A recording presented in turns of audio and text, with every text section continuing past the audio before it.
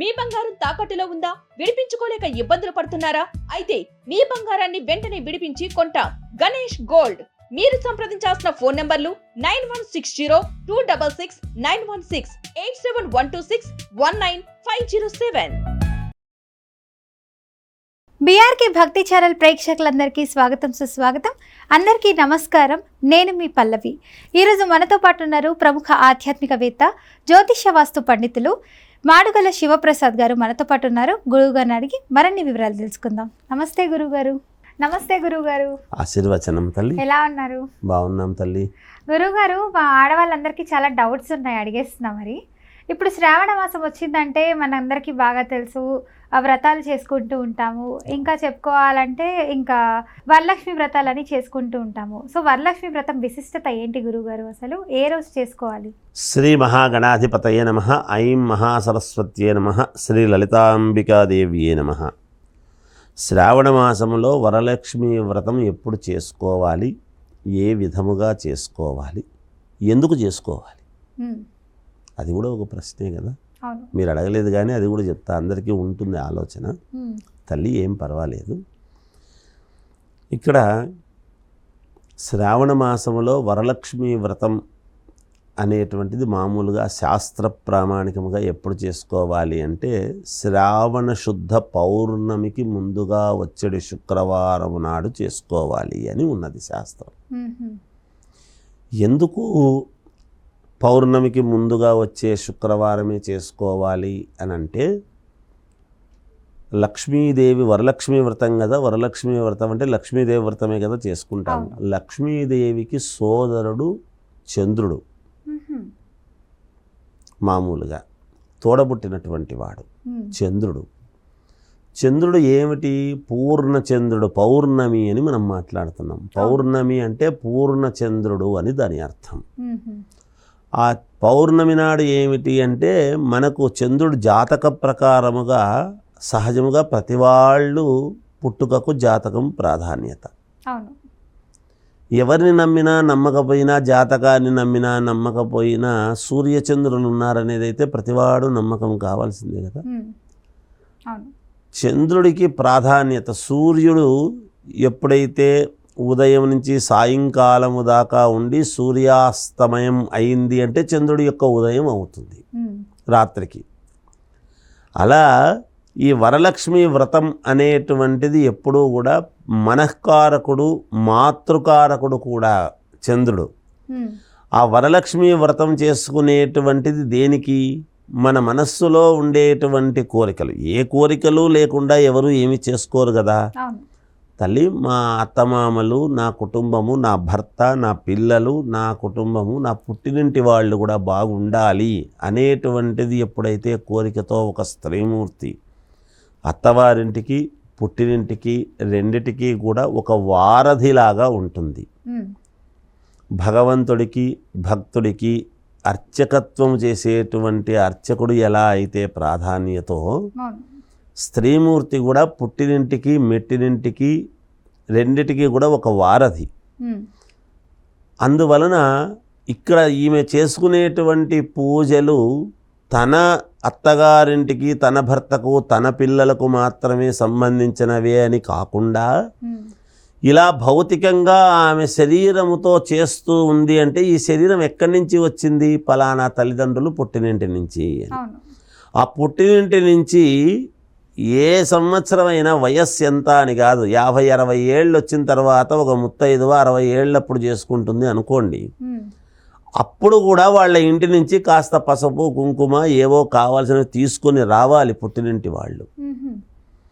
అలా బాంధవ్యము, రక్త సంబంధము అనేటువంటిది అందుకనే ఇలా వచ్చి ఆమె చేసుకుంటూ ఉండేటువంటి సమయంలో కాస్త పుట్టినించి కనీసం ఒక పళ్ళు, 2 రవికలు లేదా ఒక చీర, ఏదో సారే ఏదో తీసుకొని వచ్చి ఇవ్వటం అనేటువంటిది సాంప్రదాయము ఉన్నది. అది శాస్త్రం చెబుతున్నటువంటి మాట. అలా చేసుకుంటూ ఉన్నప్పుడు ఎప్పుడైతే ముందుగా ఇవన్నీ కూడా చేసుకొని సాయంకాలము పూట వరలక్ష్మీ వ్రతము చేసినటువంటి రోజు సాయంకాలము పూట ముత్తైదువులను పిలిచి కాస్త ఏదో వాళ్లకు రవికెలు తాంబూలము అది ఇవ్వటము, పళ్ళు అవి తాంబూలం ఇవ్వటం అనేటువంటిది కూడా సాంప్రదాయమే. అలా ఇవ్వటంలో ఆంతర్యం ఏమిటి అంటే, మామూలు లక్షణకరము కాబట్టి ఇచ్చినప్పుడు దైవం మానుష రూపేణ అని, అమ్మవారు ఎవరెవరి ఇంటికి మీరు పిలిచిన వాళ్లే కాకుండా ఒక్కొక్కసారి పిలవకుండా అనూహ్యముగా కొంతమంది వస్తారు, మనకు తెలియదు.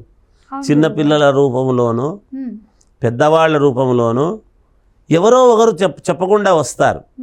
ఆ ఇంట్లో ఆమె ఆ స్త్రీమూర్తి చేసుకునేటువంటి విధానాన్ని బట్టి అంతే కదా, ఆమె ఎంత సంతోషముగా ఉన్నంతలో ఎంత తృప్తిగా మనస్సెరిగి అందరినీ పిలిచి చేసుకుంటుందో, ఆ చేసుకున్నటువంటి దానికి సఫలీకృతం కావాలి అంటే వెంటనే పౌర్ణమి వస్తుంది. మనఃకారకుడు మాతృకారకుడు నేను ఇందాకే చెప్పా. చంద్రుడి యొక్క అనుగ్రహము పరిపూర్ణముగా సాయంకాలము పిలిచి అందరికీ కూడా తాంబూలాలు ఇవ్వటములో ఆంతర్యం ఏమిటంటే, రాత్రికి సాయంత్రానికి చంద్రుడు ఆధిపత్యము కాబట్టి అప్పుడు అందరికీ ఇచ్చేటప్పటికి దీపారాధన, పాటలు లేదా ఇంకేదో చేసుకొని అమ్మవారికి మనము కొలువులు పెట్టుకొని అన్నీ చేసుకోవటము, అలంకారము, ఉదయము వ్రతము నోముకున్నాము సాయంకాలం తాంబూలానికి రండి అని ప్రతి స్త్రీమూర్తి పిలుస్తుంటుంది. వచ్చి చేసుకొని లక్షణంగా చేసుకొని వెళ్ళాడంటే, అబ్బా పలానా వాళ్ళ ఇంట్లో జరిగింది, మేము తాంబూలానికి వెళ్ళాము అంటే ఇంకొక ముత్తైదువకు వాయనములాగా, దీన్ని ఏమంటారంటే వాయనం అంటారు. మనం ఏదైనా తాంబూలం ఇవ్వటం అంటే ఒక వాయనంలాగా ఇవ్వటం అనేది. అలా ఒకరికొకరు ఇచ్చుకోవటం అనేటువంటిది ఎప్పుడైతే జరుగుతుందో వీళ్ళు దీర్ఘ సుమంగళిగా సంతోషముగా పసుపు కుంకాలతో పిల్లాపాపలతో అనుకూలముగా ఉంటారు అనేటువంటి విధానంతో మనకు వ్రతకథల్లో కూడా చెప్పేది. అందుకనే ఒక పేద బ్రాహ్మణ కుటుంబంలో చారుమతీదేవి, మగధ దేశమున కుండినంబు అనేటువంటి పట్టణంలో చారుమతీదేవి ఉంటుంది. ఆమె తన అత్తమామలు పడుతూ ఉండేటువంటి కష్టాలు, భర్త పడుతున్న కష్టాలు చూసి అమ్మవారిని నిరంతరము ఏదో ఉన్నంతలో మట్టి కలశంలో పెట్టుకొని పూజ చేస్తూ ఉండేటువంటి మనిషికి ఒకనాడు అమ్మవారు రాత్రి కలలో కనపడి, శ్రావణ మాసము పౌర్ణమికి ముందుగా వచ్చే శుక్రవారం రోజు నా పూజ చేయి, నీకు మేలు చేస్తాను అని చెప్పిందని, అప్పుడు ఎప్పుడెప్పుడు వస్తుందా అని ఎదురు చూసిందని, వస్తే ఆమెకు వచ్చినటువంటి కళ స్వార్థ బుద్ధితో అందరికీ చెబితే మళ్ళీ అందరికీ అదృష్టం పోతుంది అని అనుకోకుండా అందరినీ పిలిచి ఆమెకు కలిగినంతలో ఎప్పుడైతే సంతోషముగా లోపల ఏమాత్రము వేరే అభిప్రాయం లేకుండా స్వచ్ఛమైనటువంటి మనస్సుతో ఎప్పుడైతే చేసిందో, ఒక ప్రదక్షిణ చేయంగానే గల్లు గల్లుమని కాళ్లకు గజ్జలు రావటము, రెండవ ప్రదక్షిణ చేస్తే శరీరం అంతా, మూడవ ప్రదక్షిణ చేస్తే ఇంటి ప్రాకారాలు ఊరంతా కూడా బంగారుమయమైంది అంటే ఆ మనిషి ఒక్కటి ఉన్నటువంటి దాని వలన ఆ ఊరంతా బాగుపడిందంటే ఊరందరినీ పిలిచింది ఆమె, తాంబూలం తీసుకుందాం రండి అని. తోమలపాకులు పళ్ళే ఇచ్చింది, ఆమె ఏమి పెద్దగా ఏదో చీరలు సారులు అన్నీ పెట్టింది అనడానికి లేదు. ఒక తాంబూలమే 3 ఆకులు 2 ఒక్కలు ఖర్జూర పండు పెట్టి ఇచ్చినారు. ఆ రోజుల్లో పెద్దగా ఇచ్చింది ఏమి లేదు. కానీ ఏదైతే మనఃపూర్వకముగా మనం ఇస్తున్నామో అందుకే పత్రం పుష్పం ఫలం తోయం అని చెప్పినాడు. అందుకే కదా భగవంతుడు చెప్తున్నాం, ఏదో ఒకటి ఇవ్వరానైనా ఏదీ లేకుండా ఉండొద్దు అని. అలా తాంబూలం ఇచ్చి బొట్టు పెట్టి మనస్ఫూర్తిగా ఎప్పుడైతే ఇచ్చిందో ఆమె సంతోషముగా ఉంది. ఆమె దగ్గరికి వచ్చిన వాళ్ళందరూ కూడా ఇంటికి వెళుతున్నప్పుడు చారుమతీదేవి భాగ్యం ఎంత గొప్పది, ఆమె చూడు ఎంత సంతోషంగా చేసుకుందో, అందరికీ మనకందరికి కూడా అక్కడ పాల్గొన్నందుకు మేలు జరిగింది అని సంతోషముగా వెళ్ళారు అని కదా వ్రతకథ సారాంశం జరుగుతున్నది. అందువలన వరలక్ష్మి వ్రతం అనేటువంటిది చేసుకోవటము ఆడవాళ్లకు చాలా అతి ముఖ్యమైనటువంటి వ్రతముగా భావించి అందరూ సంతోషముగా ఇల్లంతా కూడా ఆనందముగా ఉండటానికి శ్రేయోదాయకమైనటువంటిది. అందులో 16 తమలపాకులు 16 ఒక్కలు, అందుకే 16 కళలు అని అంటాం మనం, షోడశ దానాలు అంటాం. 16 రకాల దానాలు ఉన్నాయి. అంటే సువర్ణము, వెండి, రాగి, కంచు, ఏవేవో ఉత్తడి, ఇవన్నీ కూడా ఉన్నాయి. అన్నీ కాకుండా మనం 16 తాంబూలాలు అక్కడ అమ్మవారికి పెట్టి చేసుకుంటున్నాము అంటే 16 మందికి ఇవ్వాలి మినిమం తాంబూలాలు ఇవ్వటం అనేటువంటిది. ఆ 16 మందికి తాంబూలాలు ఇస్తే చాలా శ్రేయోదాయకముగా ఉంటుంది అనేటువంటి భావనతో మనకు వ్రతకథా సారాంశం అంతా కూడా ఉంది తల్లి. ఆడవాళ్లకు చాలా మేలు జరుగుతుంది, కుటుంబానికి మేలు జరుగుతుంది. చాలా చక్కగా చెప్పారు గురుగారు, వివరణ. ధన్యవాదాలు. జయోస్తు.